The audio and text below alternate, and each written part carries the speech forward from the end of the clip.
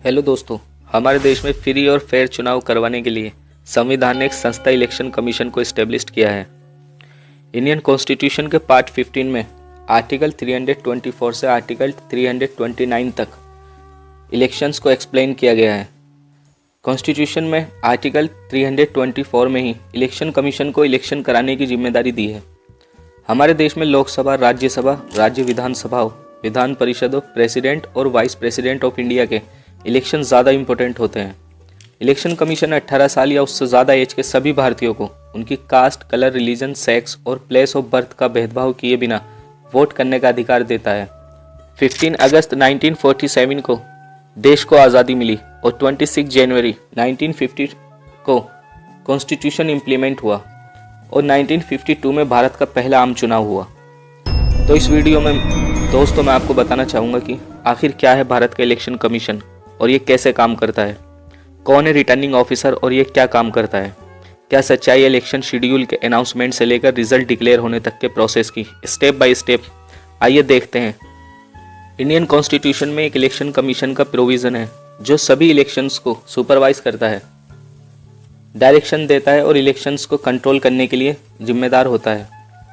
भारत का election commission 25 जनवरी 1950 को established हुआ था, इसलिए अब 2011 से पूरे देश में हर साल 25 जनवरी को राष्ट्रीय मतदाता दिवस मनाया जाता है। इलेक्शन कमीशन पार्लियामेंट के दोनों सदनों, विधानसभाओं तथा प्रेसिडेंट और वाइस प्रेसिडेंट ऑफ इंडिया की पोस्ट के इलेक्शन के लिए जिम्मेदार है। इसके अलावा यह इलेक्शन के लिए वोटिंग लिस्ट बनाने, वोटिंग लिस्ट को रिवाइज करने, वोटर लिस्ट को संभाल कर रखने, पार्लियामेंट और राज्य विधानसभाओं के इलेक्शंस के लिए इलेक्ट्रिकल बाउंड्रीज बनाने, इलेक्शन शेड्यूल को बनाने और चुनावी विवादों को सुलझाने के लिए रेस्पॉन्सिबल है। इलेक्शन कमीशन में एक चीफ इलेक्शन कमिश्नर होता है। 1950 में first chief election commissioner appoint किए जाने के बाद से 1989 तक इनके अलावा कोई और इलेक्शन कमिश्नर अपॉइंट नहीं हुआ था। 16 अक्टूबर 1989 को इंडिया के प्रेसिडेंट ने 2 और इलेक्शन कमिश्नर को अपॉइंट किया। इलेक्शन कमिश्नर में सीनियर को चीफ इलेक्शन कमिश्नर अपॉइंट किया जाता है। चीफ इलेक्शन कमिश्नर और बाकी इलेक्शन कमिश्नर को 6 साल या 65 साल की एज जो भी पहले हो तक अपॉइंट किया जाता है। यह ज़रूरी है कि चीफ इलेक्शन कमिश्नर और बाकी इलेक्शन कमिश्नर सभी तरह के पॉलिटिकल प्रेशर से फ्री रहे। इसलिए भले ही उनको प्रेसिडेंट अपॉइंट करते हैं मगर फिर भी वे उन्हें हटा नहीं सकते और उनकी अपॉइंटमेंट के बाद उनकी सर्विस के टर्म्स और कंडीशन और उनके वर्किंग आवर्स में बदलाव नहीं किया जा सकता। चीफ इलेक्शन कमिश्नर को अपने पद से हटाने के लिए सुप्रीम कोर्ट के जजेस को हटाने के लिए अपनाए जाने वाले प्रोसेस को अपनाया जाता है। अदर इलेक्शन कमिश्नर और रीजनल इलेक्शन कमिश्नर मुख्य चुनाव आयुक्त के नीचे काम करते हैं, इसलिए उन्हें इंडिया के प्रेसिडेंट मुख्य चुनाव आयुक्त की सिफारिश पर हटा सकते हैं। इलेक्शन कमीशन का प्राइमरी टास्क भारत में फ्री और फेयर इलेक्शन करवाना है। इलेक्शन प्रोसेस को आसान बनाने के लिए देश को अलग अलग इलेक्शन जोन में बांटना होता है जहां से कैंडिडेट चुनाव लड़ते हैं। इलेक्शन एरियाज की बाउंड्रीज बनाने का काम आमतौर पर डेलिमिटेशन कमीशन करता है, जिसमें सुप्रीम कोर्ट के 5 जजेस होते हैं तथा मुख्य चुनाव आयुक्त इनका एक्स ऑफिसियो मेंबर होता है, यानी कि पदेन सदस्य, मतलब जो किसी और पद पर होते हुए भी कोई दूसरा काम भी करे। डेलिमिटेशन कमीशन को सभी तरह की सेक्रेटरियल मदद इलेक्शन कमीशन से मिलती है। जैसा कि हम जानते हैं कि सभी एरियाज की वोटर लिस्ट बनानी होती है। इलेक्शन कमीशन संसद तथा विधानसभा चुनाव के लिए वोटर लिस्ट तैयार करता है। सभी इलेक्शन एरियाज की वोटिंग लिस्ट में उन सभी लोगों के नाम दर्ज होते हैं जो उस इलेक्शन में वोट करने का राइट्स रखते हैं।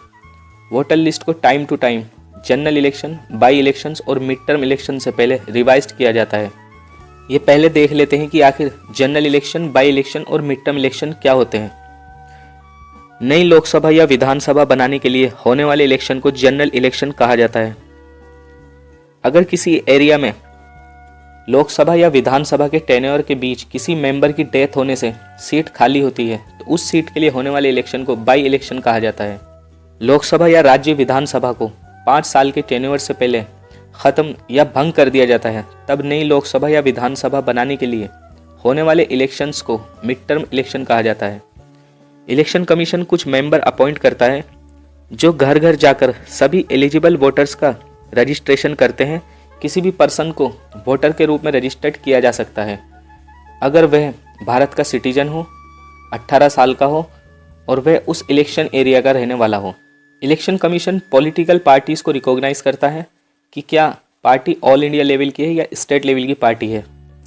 सेंट्रल इलेक्शन कमीशन के रूल 1968 के अकॉर्डिंग जनरल इलेक्शन में किसी पार्टी को 4 या उससे ज़्यादा स्टेट्स में टोटल वोट्स के 6% वोट मिलते हैं, तब उस पार्टी को ऑल इंडिया पार्टी रिकॉग्नाइज किया जाता है। इसी तरह जब किसी पार्टी को किसी स्टेट में टोटल वोट के 4% वोट मिलते हैं, तब उस पार्टी को स्टेट लेवल पार्टी रिकॉग्नाइज किया जाता है। भारतीय राष्ट्रीय कांग्रेस, भारतीय जनता पार्टी, भारतीय communist party, Bahujan Samaj party और राष्ट्रवादी कांग्रेस पार्टी प्रेजेंट टाइम में नेशनल पार्टी है। पॉलिटिकल पार्टीज को इलेक्शन सिंबल दिए जाते हैं ताकि जो वोटर पढ़ नहीं सकते वो ये सिंबल देख के वोट कर सकें और एक ही नाम वाले 2 कैंडिडेट्स को भी सिंबल देखकर वोट कर सकें। जैसे भारतीय राष्ट्रीय कांग्रेस का इलेक्शन सिंबल हाथ है, भारतीय जनता पार्टी का कमल तथा बहुजन समाज पार्टी का इलेक्शन सिंबल हाथी है।